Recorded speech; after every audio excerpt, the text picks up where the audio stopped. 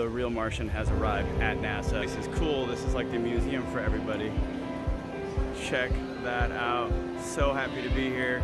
Couldn't be more excited.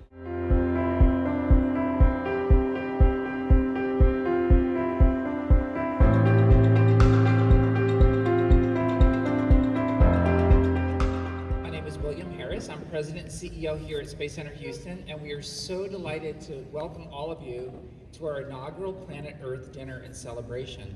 I'm really pleased now to introduce some of the inventors and innovators working in Space City who are doubling down on NASA research and also research in the private sector. They're bringing us new technologies to market, not only advance progress toward deep space exploration, but also make sustainable living widely accessible for all of us here on Earth. The founder and CEO of Eaton Growth System, Bart Womack, is a futurist, investor, producer, and inventor. Over the last 30 years, Bart has built businesses and executed ideas in a wide range of industries, helping to catalyze cultural movements and inspire generations of consumers. He's also the inventor of Eaton's first product, the Life Pod. I'd like to welcome to the podium Mr. Bart Womack to share a few words. Wow, what an incredible honor to be here. Many years ago, at Eaton, we looked to the future and we saw a problem on the horizon. We knew that there was going to be a crisis in food production moving into the future for a lot of different problems that get into sustainability and the very nature of the structure of how we grow our food.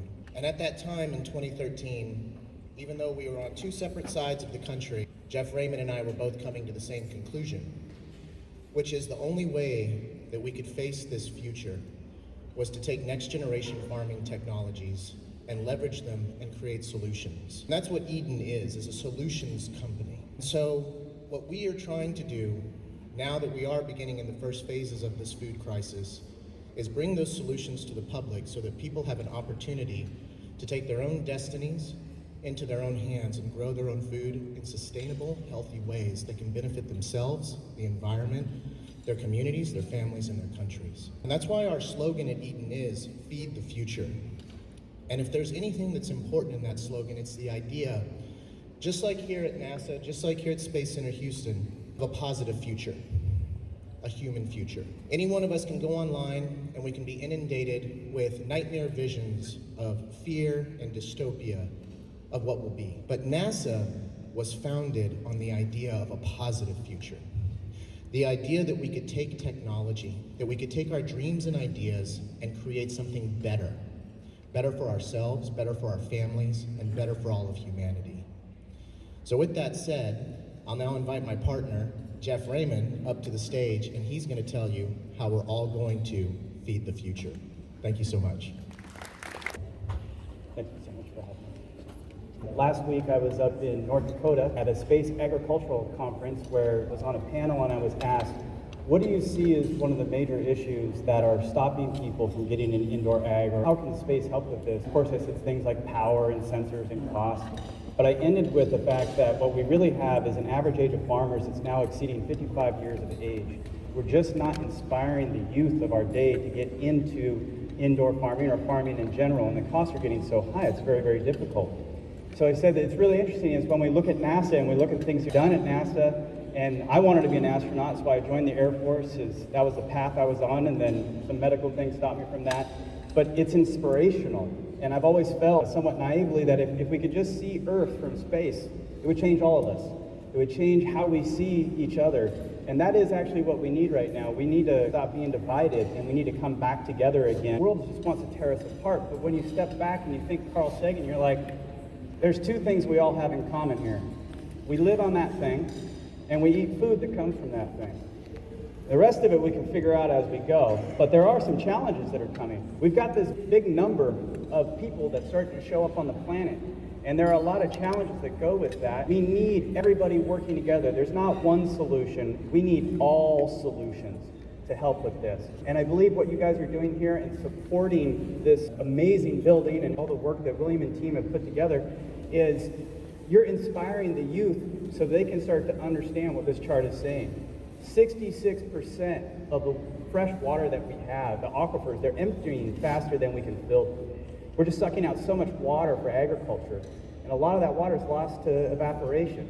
70% increase in agricultural output is required globally. Now you'll hear this number said in a bunch of different ways, but one way to look at it is something the size of Canada. We need to go find something the size of Canada to start feeding everybody. Now these are problems that in America we're not going to feel as quickly as other places in the world because quite honestly we have abundant food right now, but the water crisis and everything that we're seeing, especially in California, you can see the land actually starting to drop. NASA satellites flying overhead measuring this stuff. It can't be solved by one person.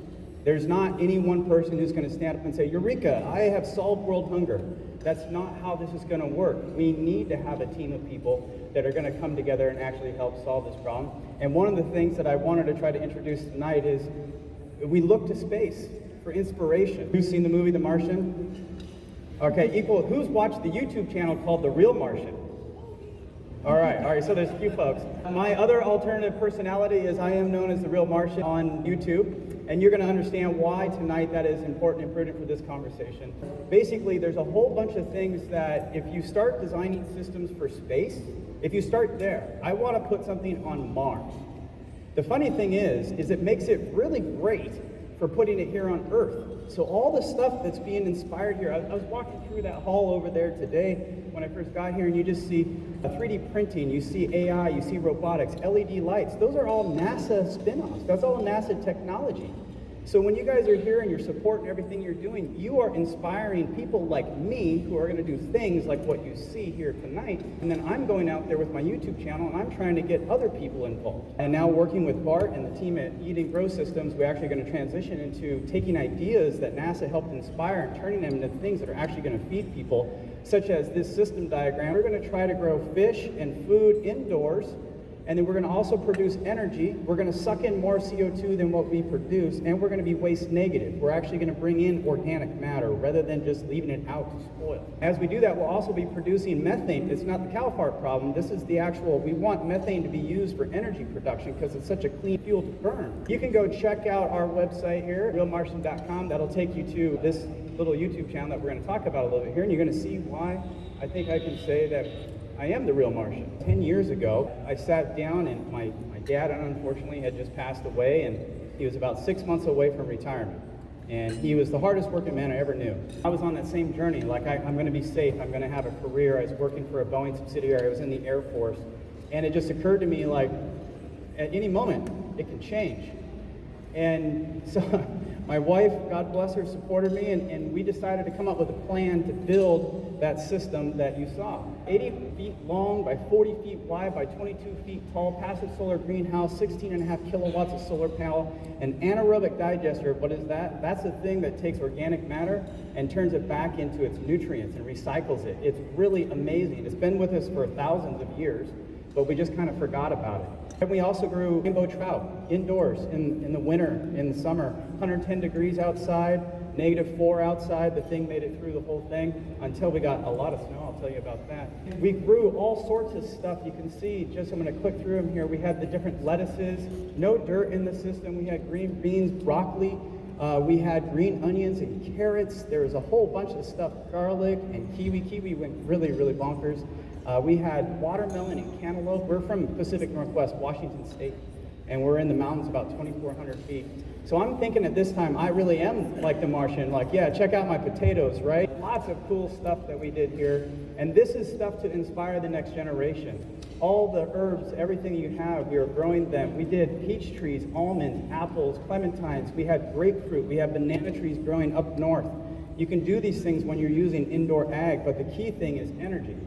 So I'm going through, and there's some microgreens that we grew, and I'm feeling like Mark Watney at this point. Woohoo, we did it. It's awesome, man. Life is good, right? So we keep on going, and we got more stuff happening, and just like in The Martian, when his habitat blew up, so did ours. Only instead of a big blowout because of a windstorm on Mars, ours actually collapsed under 2 feet of snow that fell in just 2 days. So it was 1 inch of snow per hour. At this point, I'm feeling much more like this.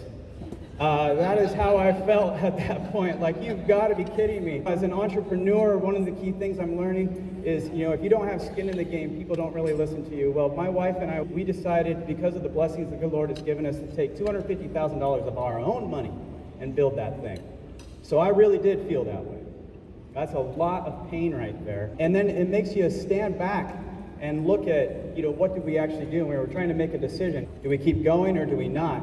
And the bottom line is that Mark Watney's got nothing on us. We're doing it for real. We're taking the ideas that NASA has inspired. This young kid who looked up at the stars and was thinking about Apollo and seeing the space shuttle go. I'm here now as an aerospace engineer, chief operations and technology officer of a company that's bringing together people that we need to solve this problem. We need the botanists, we need the electrical engineers, we need the environmental control, we need people, we need scientists, we need engineers, we need business people, we need a team. We need our community back. So we've started Eat and Grow Systems, and what we have done is take that idea, and now we're on a very clear mission. We want to go help provide sustainable food and energy independence to local communities around the world. And what does that mean, just real fast? It means we want to build fishing poles and teach people how to fish again. We don't want people to have to be dependent to go to HEB or anywhere else. If they want to do that, we believe you need to do that. But we want to empower people, especially underrepresented and disadvantaged communities that absolutely do not have the means to take care of themselves right now. We are looking for people to partner with so we can truly go help feed the planet. We're going to do that by using the replicator technology from Star Trek. What we would like to do is be able to have people go up to the machine and say, please give me some food. For people a little bit older in the room, you might remember the Jetsons. Instead of having their food and having to grow it out in the yard, they just went up to a machine and said, please give me food. We were actually working on taking everything we did there and getting it all built. We went to start getting all the permits and everything for it, and at the time I was living off of savings, and they were like, this is so amazing, this is the best thing ever, we're so excited for this, we can't wait to approve it, it'll be 6 months. Just like in The Martian, you have to persevere. You have to keep moving forward. In the face of failure, even when you have the red tape, you've got to keep moving forward. How much can you take and keep moving forward? So we pivoted to a mobile version of it. This is where Bart and I come into play. We took his idea, my idea, threw it together, and we actually bought the trailer. We're cutting on it, and then this little thing called COVID came around and really made this hard. So you can see this journey. We built this, we put all this money in, we're taking all this risk, and we're going through, and this is what we need to start teaching kids again. This is what you're doing here as you help people see this. You inspire them to keep going. And that is what we've been doing. So we keep pivoting as we get hit with the next little disaster. And now we're here with an indoor food growing robot. This thing is right over there. It works. We've grown a lot of different food on it. And it is inspired, and it's a spin-off of Dr. Raymond Wheeler's work down at Kennedy. Also working with Dr. Gary Studi, also forming NASA to help us with this. So NASA and the work that they're doing is directly impacting us. We have a few different versions of it, and we're growing a whole lot of different crops and everything that can go with it. In addition, we can grow fish. So giant freshwater prawns we can grow in these towers, and then we can use their waste and bring it up and put it into the actual towers for the nutrient solution. So instead of having to go buy more nutrients, you can actually grow fish. You just need fish food at that point. And we're also growing potatoes, Mark Watney potatoes. We want to make it to where people can go out in their garage or maybe even have these in their home one of these days as we continue to refine it, and they can just grab the food and take it right out of the tower and go cook. I was at Texas A&M 2 days ago, and they're doing genetic research, which is just phenomenal. It's amazing what they're doing. And their problems, though, I changed their paradigm, and that's what this whole food thing is. It's about changing paradigms. They said, well, we're doing all this research to try to make it so that when you pick the tomato off the vine, it doesn't ripen fast, because it needs to be shipped. It has to go from Mexico, it has to go from California, it has to go from Houston, it has to go all over the United States, and we don't want our food to ripen too fast. To challenge them, what I want is something that roots faster, grows vertical, and ripens faster, because I want them to go out there and grab it and eat it. I don't want to store it. I don't want to pay all the money to transport it all. I want them to have their food right next to them. We have this tower, it's computer controlled. We have additive manufacturing, like what we have over in the Inspiration Tunnel over there. AI that helps control it. Growing food is hard. It's really, really hard. That's why people don't do it. That's why the average age of farmers is over 55. So we are using AI selectively to help learn how to grow food, and as the AI gets smarter, again, NASA helped with all this, just the computers alone come from NASA. We're able to make it easier for people to grow food. We took a high school graduate who's never grown food before, and is growing food successfully out of these towers with 2 hours of talking time. We also have towers up in Fargo, North Dakota, -8 degrees outside, but we're growing food indoors. This is just a little peek of what we can do with this, and because of the size of the towers, we can actually go in to spaces that people already in and just roll our towers right in. We don't have to sit there and recreate everything and have millions of dollars. We also have our app because you got to have an app in today's world, but you really got to be able to control this tower. You have other things to do. You have the single mom taking kids everywhere. You know, God bless them. They don't have time to sit there and watch and monitor their food, so we use technology, NASA-inspired technology, to help them do that. There's crazy little things called watchdogs that are constantly sitting there just watching the system, looking for something to go wrong so the human doesn't have to be in the loop. The human can be on the loop. This makes it much, much simpler for them to grow food because they can go out and do other things. And just like NASA, we have a mission control of our own. We sit here as we move these things out into communities, out in people, and we have a system where we're monitoring it remotely, which is talked about right over there, where we want to be able to monitor things from Earth that are happening on Mars, that are happening on the moon, that are happening in the space station. We're taking that same concept, NASA-inspired work, and we're bringing it here to help grow food. We're using AI, as I talked about earlier, so it can monitor the systems and not have to have a human doing it, and then it changes the settings based on the conditions outside. We're putting together a food app that allows people to have a digital farmers market. One of our partners is here tonight that's helping us with that. And this allows people, as they grow things, they can throw it up on the marketplace. I have too many carrots, I need some lettuce, I want to make a salad, somebody else has broccoli, let's trade. The good old days coming back. Just building community and bringing everything back together is something that we want to do. And we're also, just like NASA, we have unmanned food growing robot here. We have a control system that as we teach that control system how to get smarter with all of this, we can actually start transitioning it through its different phases and start growing food, making it easier, giving everybody the same AI, the same software, the same capabilities, all those lessons learned in their own garden. So we can take that technology and just help grow more food. It's been really amazing to be up here tonight. This is a dream of mine, to just to be able to walk on these grounds. It's like hallowed grounds for me. You have to understand, like just coming to NASA, being invited here. William and team, you have an amazing location. Eden, you guys are awesome, and thank you so much for supporting us and bringing us all together. And thank you all very much for your time.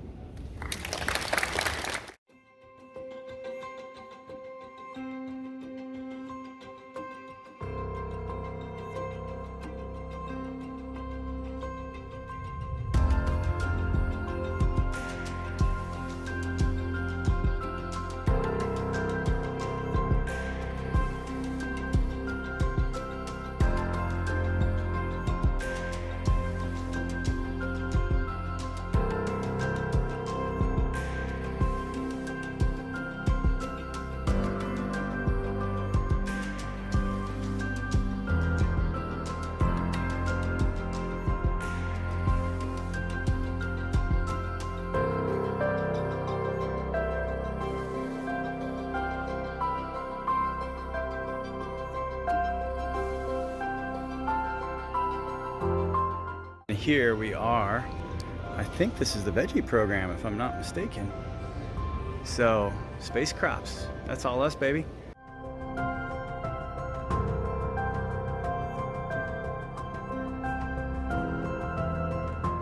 Alright, so there's some questions that everybody asks about the astronauts, right? And there is one question that's number one above all else, and here we are going to answer it. The space toilet. There you go. That's how astronauts go to bathrooms in space. And over here, not to be outdone, is the sleep station. This is how they sleep. A little thing they crawl into there. And then they crawl into bed. They got their laptop there. It all floats. Books. Toiletries. Pretty cool stuff. Oh man. I need a lot more time here.